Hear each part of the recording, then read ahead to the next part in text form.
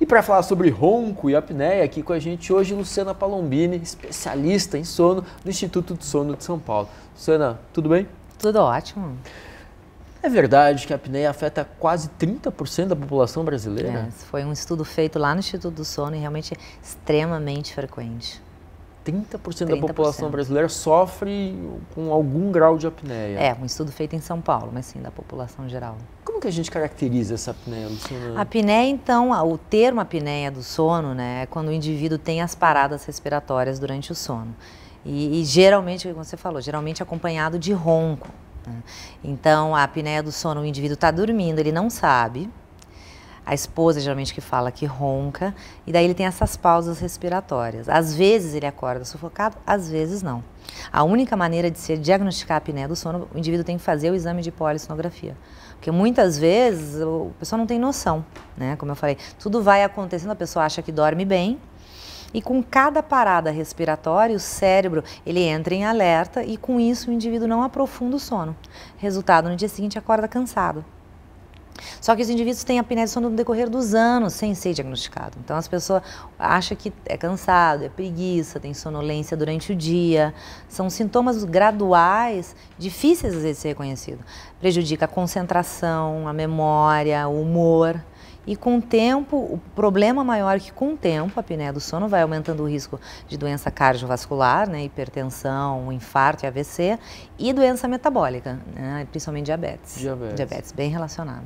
E o indivíduo que mora sozinho em casa, nunca levantou sufocado à noite, como que ele pode desconfiar? Ele pode ter alguns sinais que é acordar cansado, um sono agitado, se debate muito à noite, às vezes acorda muitas vezes para urinar, acorda com dor de cabeça, né? Então, a pessoa que acorda sempre cansada, algum motivo tem. Ou a quantidade de sono é insuficiente ou a qualidade de sono é ruim. Aí o ideal é que ele procure um especialista. E por que essa apneia, essas interrupções, essas pausas na respiração que acabam fazendo com que o indivíduo tenha um sono mais superficial ou mais irregular, por que elas acabam aumentando o risco de depressão, de risco de AVC, de infarto? Porque assim, ela tem tanto consequência vascular como consequência cerebral, né? Então, cada vez que tem a parada respiratória, é uma extrema sobrecarga para o coração. O sistema simpático, que é o sistema de alerta que a gente tem, que faz a vasoconstrição, os vasos ele entra em sinal de alarme de que está acontecendo alguma coisa. E acontece isso de maneira repetitiva durante a noite. Então, é um estresse extremo para o organismo, a noite inteira. E isso vai aumentando o risco dessas coisas. Como se a gente estivesse levando pequenos sustos ao longo do dia e esses sustos sobrecarregam o coração, taquicardia, e ele não tem o sono adequado. Então o sono dele que é entrecortado, né? Então o cérebro não descansa. E aí com isso vai aumentando o risco de AVC, de todos esses problemas. E assim, chega ao ponto da pessoa poder ter uma parada respiratória mais grave ou mais longa por conta de um episódio de apneia e até entrar, sei lá, em coma, por exemplo? O que a gente sabe é o seguinte, a apneia durante a noite geralmente não mata, né? Mas ela começa a ser o maior risco em quem tem outras doenças. Então a pessoa que tem apneia pura, a apneia não mata, porque o cérebro ele tem esse sistema de defesa, ele acaba superficializando o sono para a pessoa voltar a respirar.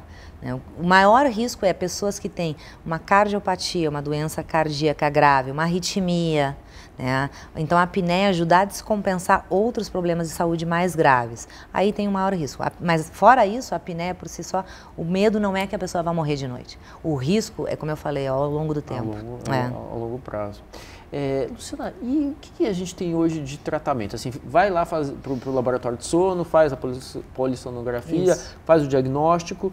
E aí, a partir daí, o que a gente pode oferecer de ajuda para essa pessoa? Então, você tem que começar com medidas gerais. Então, por exemplo, problemas nasais são extremamente frequentes e não diagnosticados. Sinusite, rinite. Então, você melhorar o nariz diminui a chance de apneia. Então, tem que tratar bem o nariz, perder peso quando tem excesso de peso. Normalmente acontece mais em quem tem excesso de peso, obesidade? É mais em quem tem excesso de peso, mas é também extremamente frequente em magros. Magros então, também. Não é só...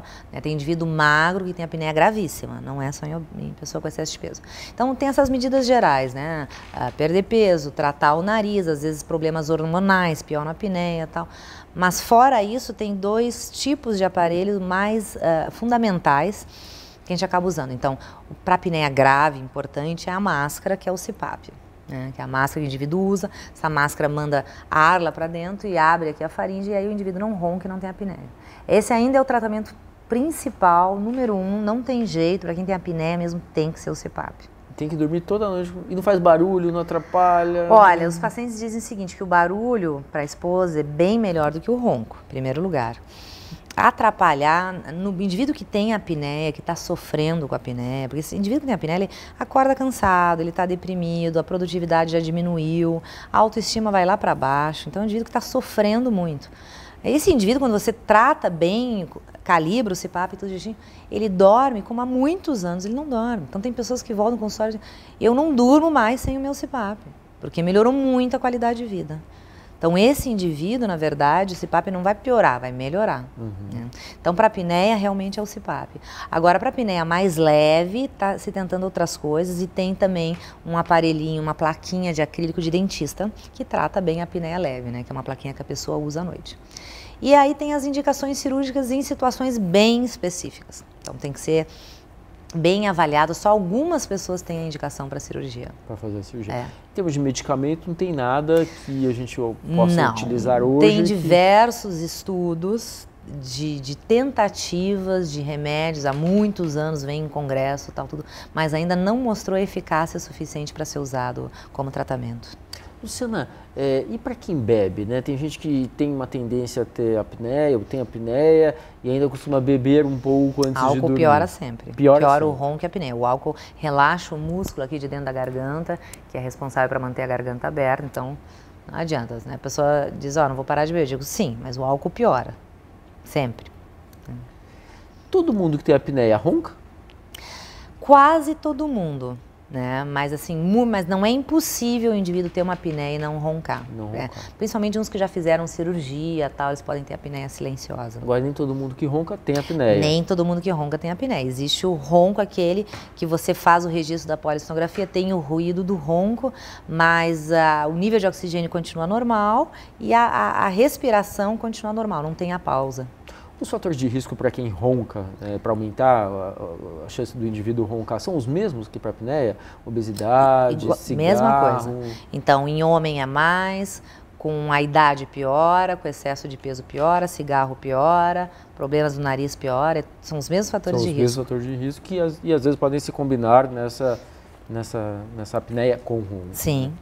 Mas algum recadinho sobre a apneia e ronco que você acha importante a gente trazer? Não, eu acho que isso, assim, a coisa principal é que é subdiagnosticada a apneia, né? É muito frequente, só que é isso, as pessoas não se dão conta e passa muito tempo até procurar. Então, na verdade, é aquilo, a pessoa, sonolência, cansaço durante o dia não é normal. Tem estresse, tal, tudo, mas a gente tem que acordar de manhã pronto para o dia.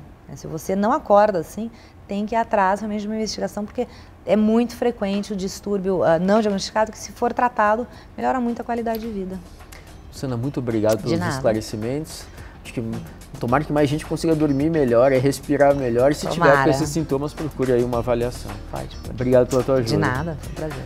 Pessoal, o Saúde de hoje fica por aqui. Se você quiser saber mais novidades, acompanhe o nosso programa. Valeu, semana que vem tem mais.